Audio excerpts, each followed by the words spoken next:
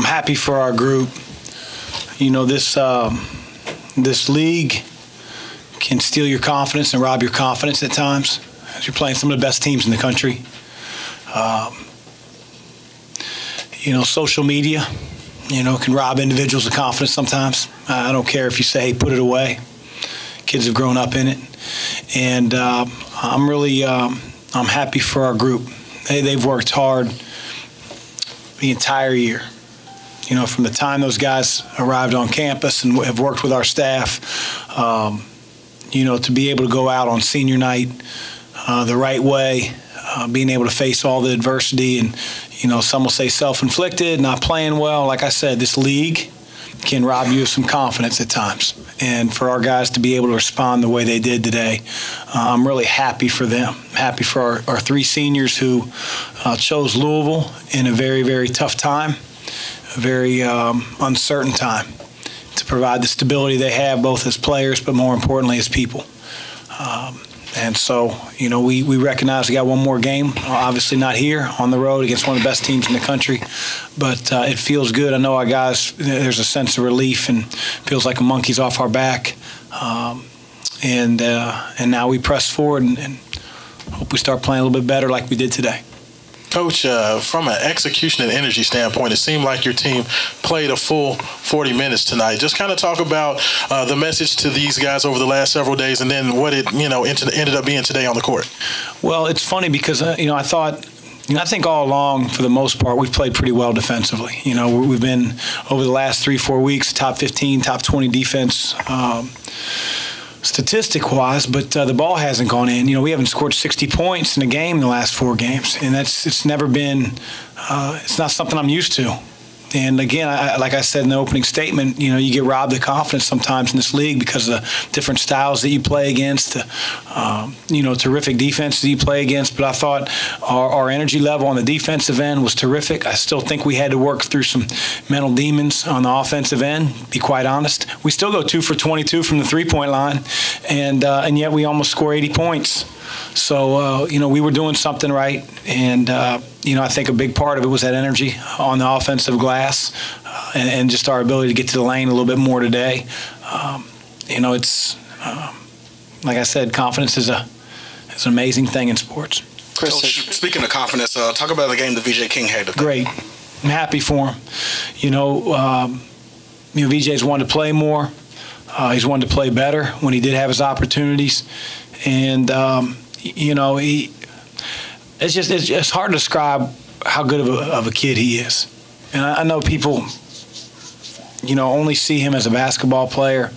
So the struggles that he's gone through to be able to play as confident as he has the last couple games, he's given our team a boost of energy.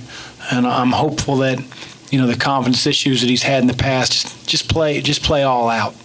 And I think he's done that. He's given us a tremendous boost on the offensive glass. If you look at his numbers last year, he never offensive rebound.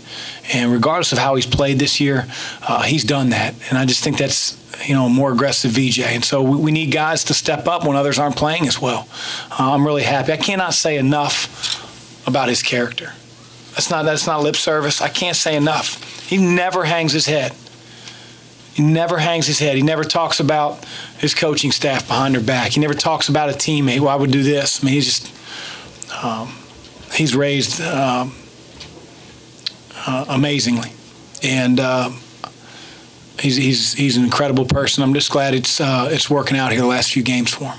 Speaking of both VJ and Darius playing well today as well, how does that change maybe the dynamic a little bit of what you can do with your rotations? 2 of our better athletes. I know this defensively, both of them can contain the ball when they're locked in. You know, VJ specifically in the first half was phenomenal defensively. He's chesting drivers. Those guys are taking bad shots. You know, he's 6'6". You know, he's got really good feet. He's got, you know, great size, and he's playing aggressive on the defensive end. Darius is a game changer. You know, he just has to be a guy that can be consistent and can be counted on. But there are things that he can do that, quite honestly, some of his teammates can't. And that's what's been the frustrating thing at times about DP, because he's got it in him.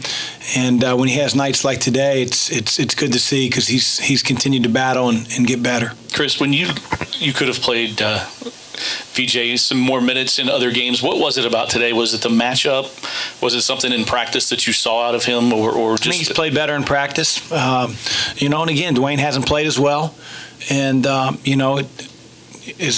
much as Dwayne's given us all year long, he's still getting his shot. He's still playing, but that feeling when it's like, I know I can help. I need to help, and he's been working, like I said, like a dog in practice in a good way.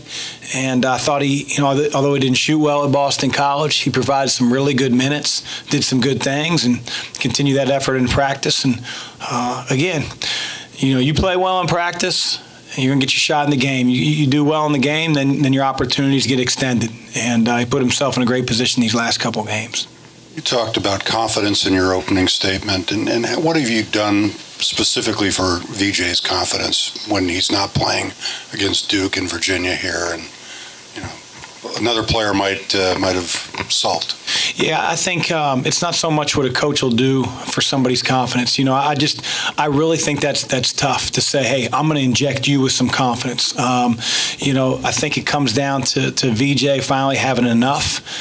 He came up to see me and said, Coach, I want to play. I want to do whatever I can for the team to win.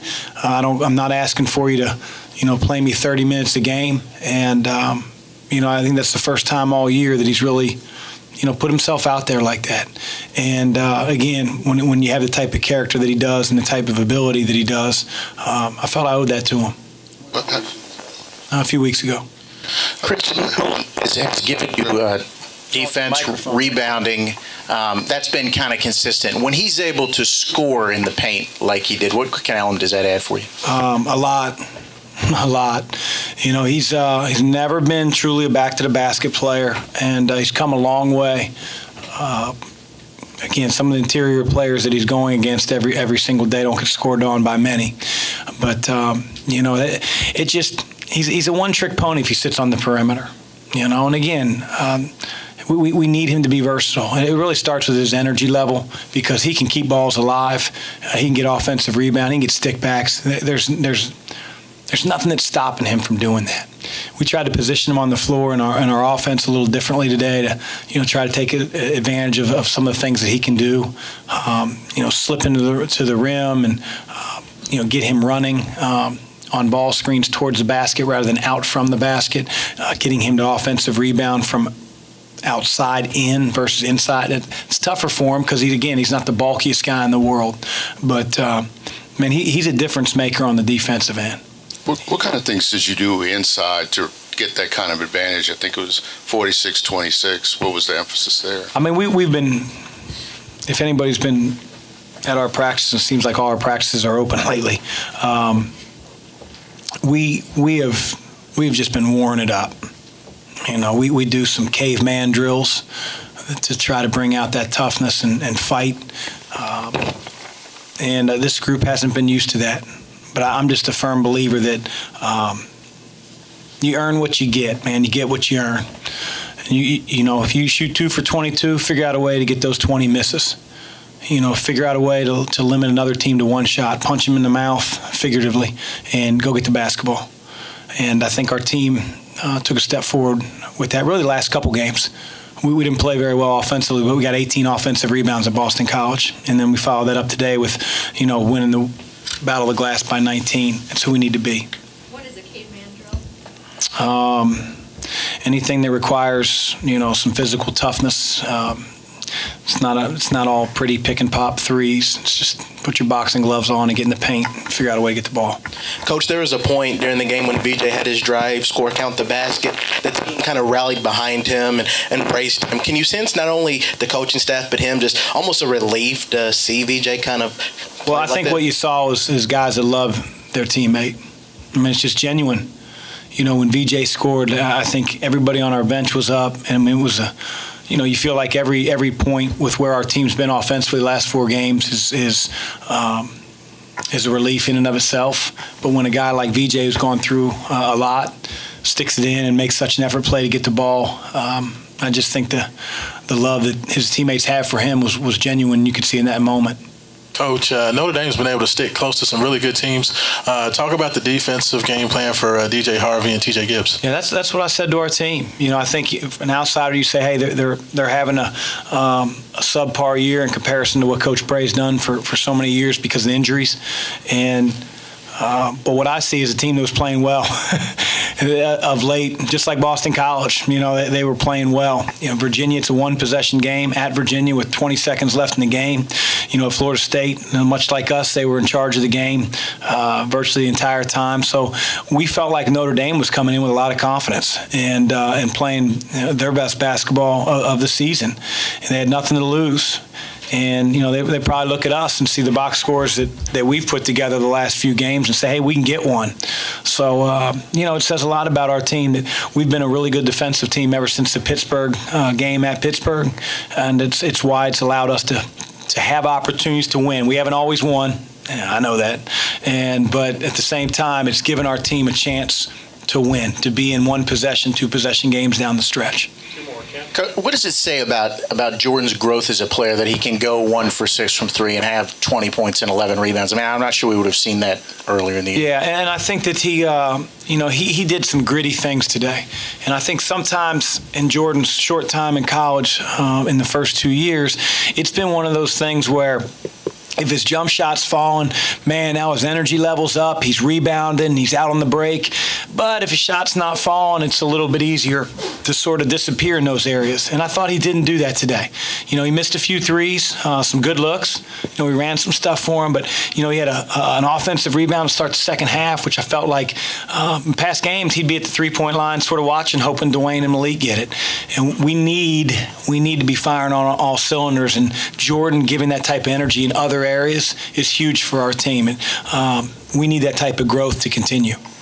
Chris, you've got a break coming up a little bit, 5 days, I guess, between. Do you look at that as a good thing? Do you think this team needs a little bit of a... I do. We're going to give them off a couple days. I mean, we're going to lift on Tuesday, but, you know, you have the mandatory 1 day off, but I'm going to give them a couple days to focus on their classes, get away from the game and come back and be supercharged and refreshed to start back on Wednesday on the basketball court. Chris, Kristen against, I think it was Clemson, kind of took over in the second half and kind of willed you guys on offense and did it a little bit for a stretch here tonight. Yep. Is that innate in him, or do you guys kind of pull him aside and say, hey, we need you at this point, or how does that? I think he knows. I think he could sense that some of their ball screen coverage was sort of opening up where he can get in the lane. You know, they weren't being very aggressive with their hedges, and so I think he's smart enough to figure out, like, hey, I can attack now. If they're going to drop their foot, if that big guy's going to drop his foot, I'm going to get in the lane and either make a play for myself or my teammate. And I think once he hit 1 or 2 at the basket, you know, you could sort of see, you know, his confidence coming out, which, again, when your point guard has a boatload of confidence and is playing downhill, it's a lot easier in those other 4 positions to play the same way. Thanks, Coach. Thanks, guys.